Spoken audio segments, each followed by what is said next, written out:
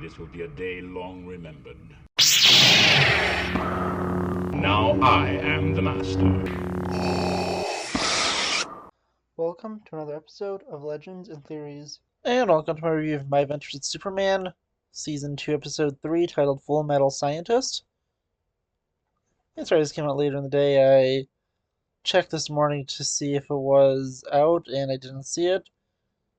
And then I completely forgot since I had work and a bunch of other stuff. But then I remembered like 30 minutes ago that this came out. So I watched the episode and now I have my review. And this is a good, but ultimately not the best episode of the show. I think it did have some good moments and references to other characters. I think the ending is interesting, where Lex Luthor is slowly taking over other companies, creating LexCorp and working alongside Waller. And it'll be interesting to see the two of them work together. And one thing I realized we forgot to mention last week is the changes to Krypton and its lore, that it was a giant empire that was conquering the universe and was pushed back by something that is most likely Brainiac.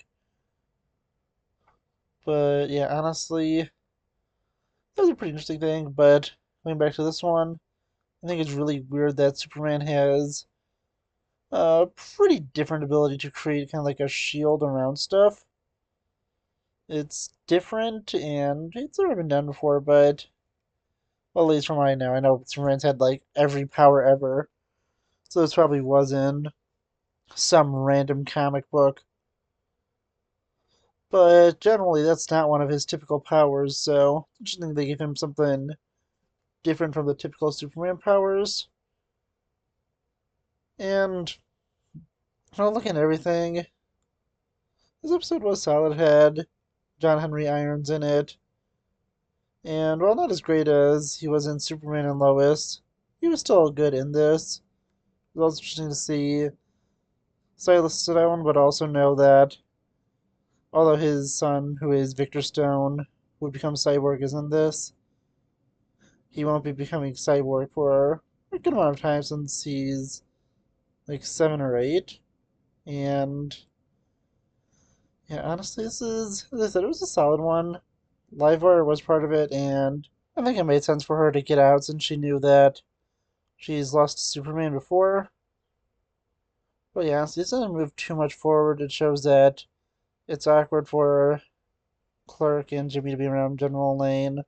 It also has a small push for the story to find Supergirl, with Clark wanting to talk to Lois about it, but he can't. And on the opposite side, Lois gets offered a job at the Gotham Gazette, and it sounds good until you remember it's Gotham, and whatever Metropolis could throw is going to be better than what Gotham could throw.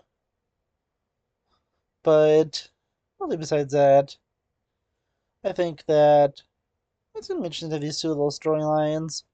Although we'll eventually see them rescue Supergirl, it will obviously end with Lois denying the offer to be part of the Gazette staff. But honestly, I want to know what you think about this episode. Please let me know in the comments, and I'll see you in the next episode of Legends and Theories. Thank you for watching this episode of Legends and Theories. Please subscribe, like the video, share the video, leave a comment, check out the video on screen, and may the Force be with you.